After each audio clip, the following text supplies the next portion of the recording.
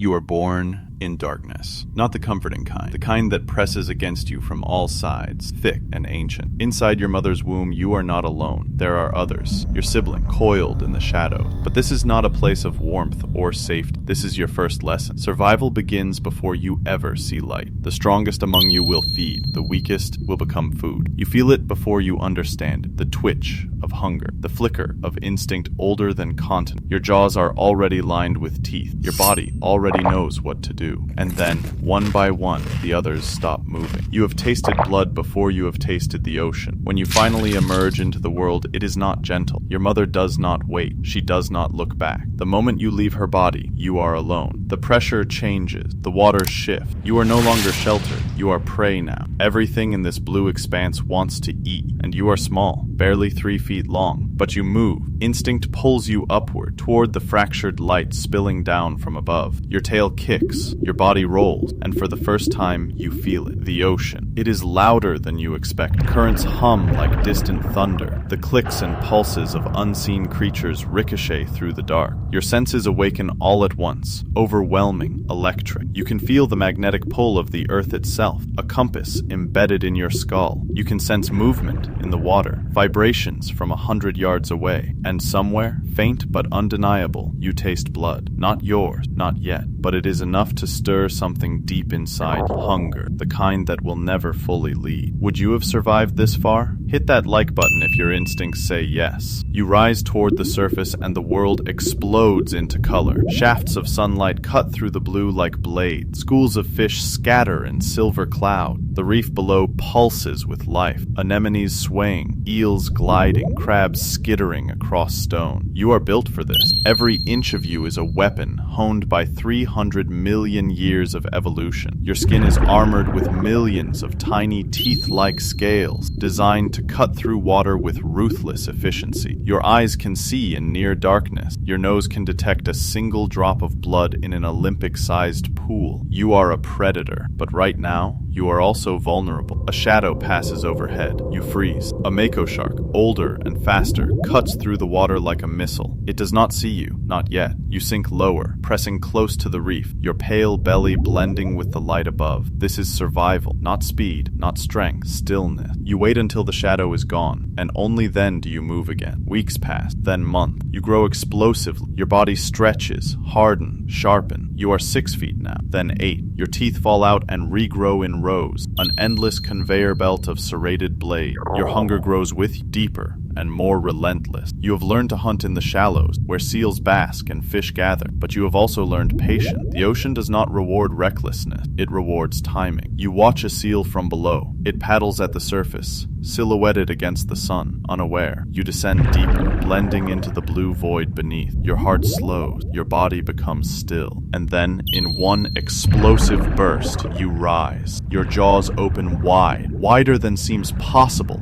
and you strike from below with the force of a freight train. The impact is brutal. The seal does not see you until it is already over. You breach the surface, twisting midair, your body a monument to violence and precision. For a moment you are weightless, then gravity pulls you back down and the ocean swallows you whole. This is what you were made for. Not cruelty, not malice, efficiency. You are the apex, the top of a pyramid that stretches down into the abyss. But even apex predators are not invincible. You have scars now, pale lines across your flank from encounters gone wrong, a chunk missing from your dorsal fin where another shark got too close. Pain is a teacher. You are 12 feet long now, 15. Your presence changes the water around you. Smaller fish scatter before you even arrive. Dolphins watch you from a distance, wary but curious. You patrol vast stretches of coastline, following current, following food. You do not think in words or plan. You think in sensation, temperature, pressure, the faint electrical pulse of a heartbeat a mile away. Could you handle the pressure down here? Subscribe before the current drags you away. But dominance is not permanent. One day, you encounter them, orcas, a pod of 5, moving in formation like jet fighters. They do not flee. They do not hesitate. They circle you, testing, probing. You are bigger than any one of them, but they are faster,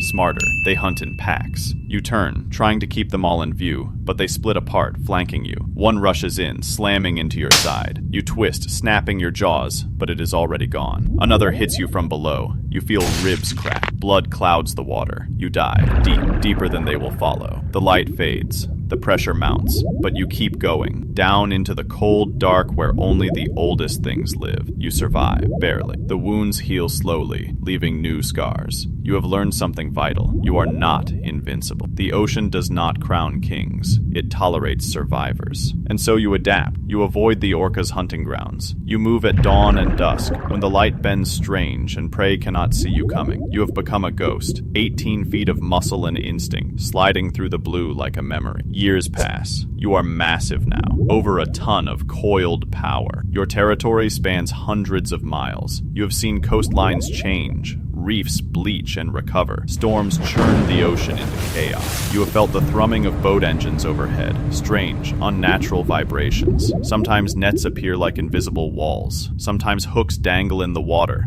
baited with fish that smell wrong. You have learned to avoid them. The ocean is not what it was when you were born. The prey is scarcer. The water is warmer. Strange objects drift through the currents. Plastic, metal, things that do not belong. But you are still here, still hunting, still moving. You are not a villain. You are not a monster. You are a function. A necessary piece of an incomprehensibly complex puzzle. When you take a seal, the seal population stays healthy. When you patrol the reef, the ecosystem balances. You are the pressure that keeps everything else in check. Without you, the ocean would collapse into chaos. And now, something changes inside you. A pull. Not hunger. Something deeper. You begin to migrate, following routes you have never consciously learned but somehow know. You swim thousands of miles across open ocean, guided by magnetic fields and water temperature and something older than memory. You are ready, not to hunt, to create. You find others like you, massive, scarred, ancient. The courtship is brief and brutal, a violent dance of bites and circling, and then it is done. You do not stay. You do not need to.